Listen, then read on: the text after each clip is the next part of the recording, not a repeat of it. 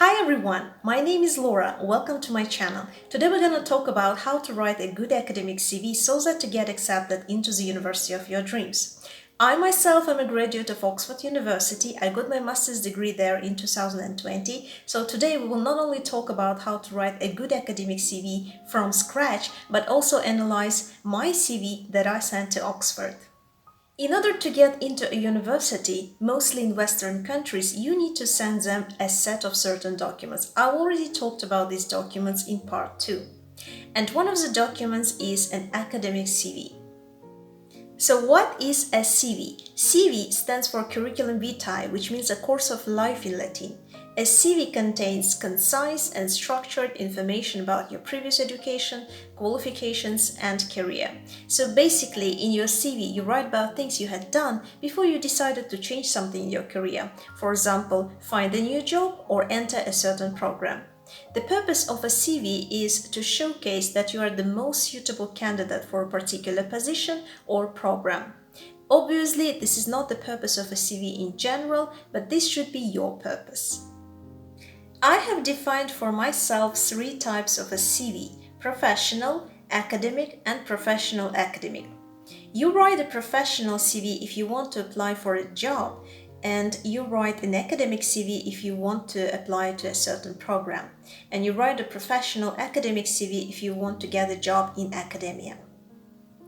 In a professional CV, you emphasize your professional achievements, while in an academic CV, you emphasize your academic achievements. So today we're going to talk about how to write a good academic CV for master's degree programs.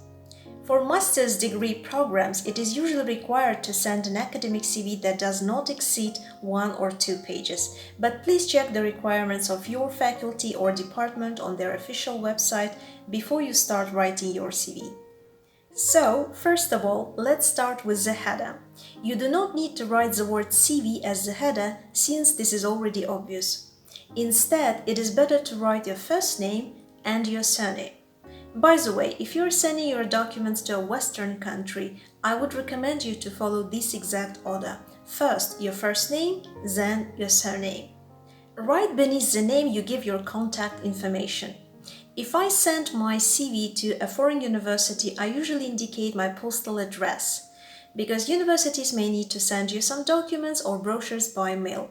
Although this information is already given in the application itself, I just would like the university to be able to see it in the CV too, just in case, If I send my CV to a university from which I do not expect to receive anything by mail, I just indicate my city and my country.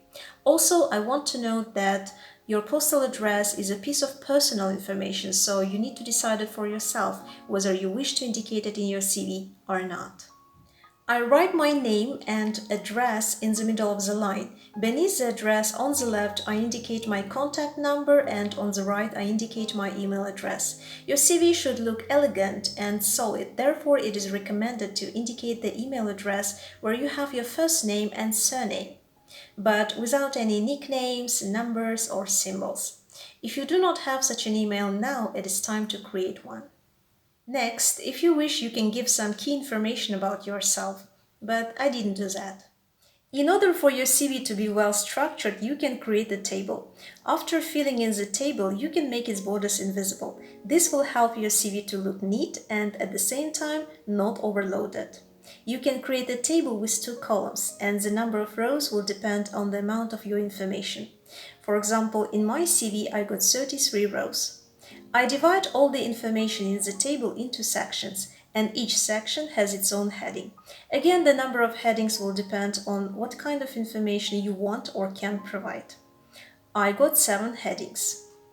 I will go over the sections of my CV a bit later, but before that, I would like to draw your attention to the design of a CV. Previously, I did not pay much attention to the design of a CV. For example, such things as font size, font type, or color. I had a very simple CV.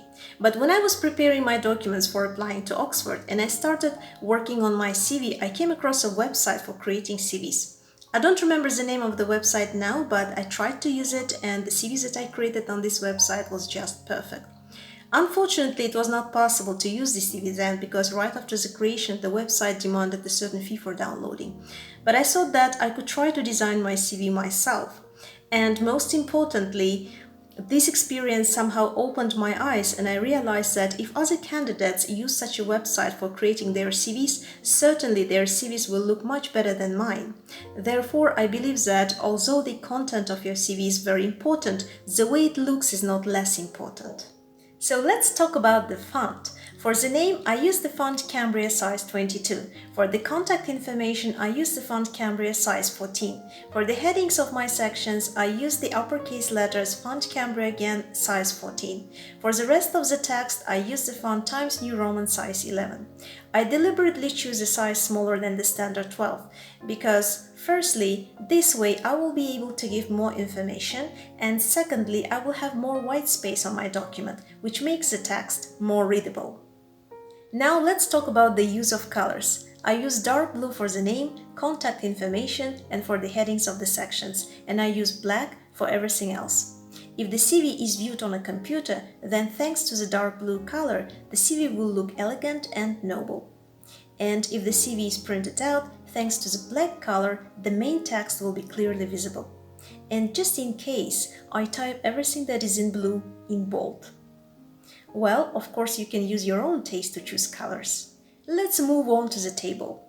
So after the contact information, you can create a table that consists of two columns. On the left, you can write the headings of the sections and the dates, and on the right, you can write what was done on this date.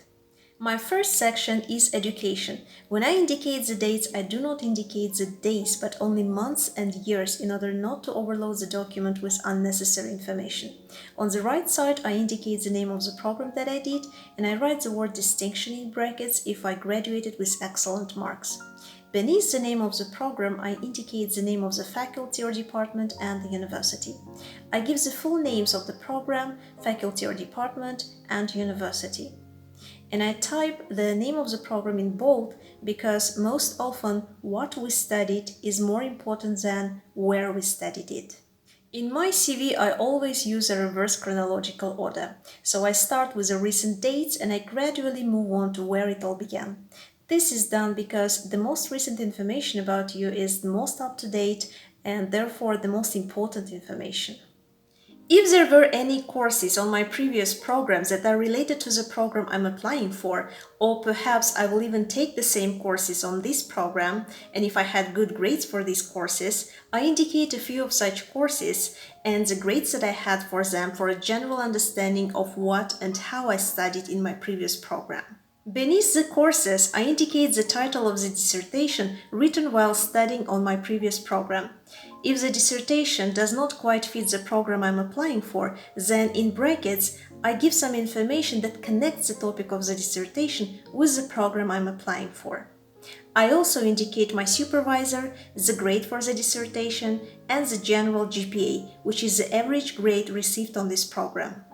Also, I leave spaces between the program, the courses I took, and the information about the dissertation. My next section is teaching experience. The thing is, I have worked in education for many years, so obviously I have teaching experience.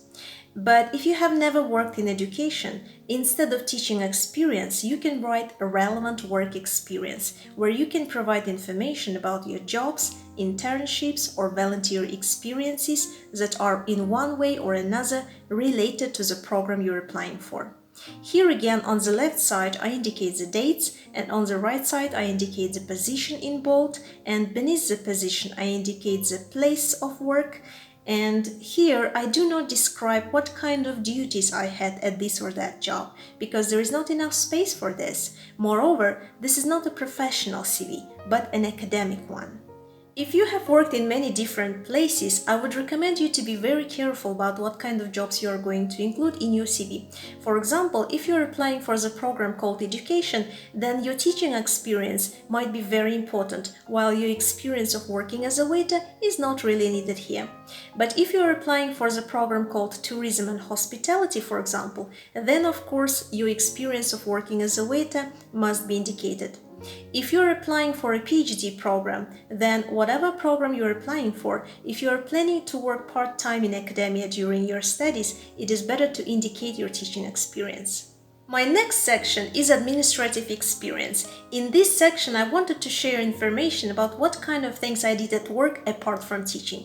For example, I was one of the organizers of the Republican Olympiads in the English language. Also, I was an interpreter at various international conferences. Since I was applying for applied linguistics, I thought this information was quite relevant. But you can think of your own section, for example projects, and describe what kind of projects you were involved in outside your job. The next section is publications. If you have publications, it is better to indicate them. Here, I do not indicate the dates on the left. Instead, I indicate my publications on the right side in APA style, which means that the year will already be given there. There are many examples of APA style on the internet, but I will leave one example below. Also, you can provide links to your publications if you wish. The next section is conferences attended. On the left side, I give the months and the year, and on the right side, I give the name of the conference and where it took place. Next, I have the section called Seminars and Courses Attended. On the left, I give the day, months and year, and on the right, I give the name of the seminar or course, the place where I took it, and in brackets, I give the number of hours the seminar or course lasted. My next section is awards, grants and scholarships. Here again on the left side I indicate the dates, and on the right side I indicate the name of the grant or scholarship received. And in brackets I give detailed information about each scholarship. For example, I explain in which competition I won this or that grant, or for what reason I was given this or that scholarship. I also recommend you to indicate your name and the page numbers in the footer of your document. I think this is a very nice thing to do because this way you will make it easier for the committee to arrange your pages in the right order. Remember, they get lots of applications every year. At the very end, when you have finished writing your CV, please do not forget to make the borders of the table invisible. I also recommend you to save the document in PDF file so that when you open it on other devices, the format of the document does not change. Also note that you should not over-design your CV, just keep it simple but elegant.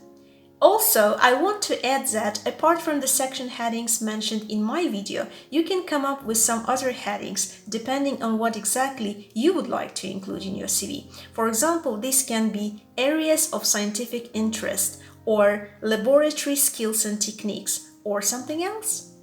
That's it for today. Thank you for watching this video to the end. And if you think it was helpful, please do not forget to hit this like button below and subscribe. And I wish you good luck in writing your academic CV. See you soon. Bye bye.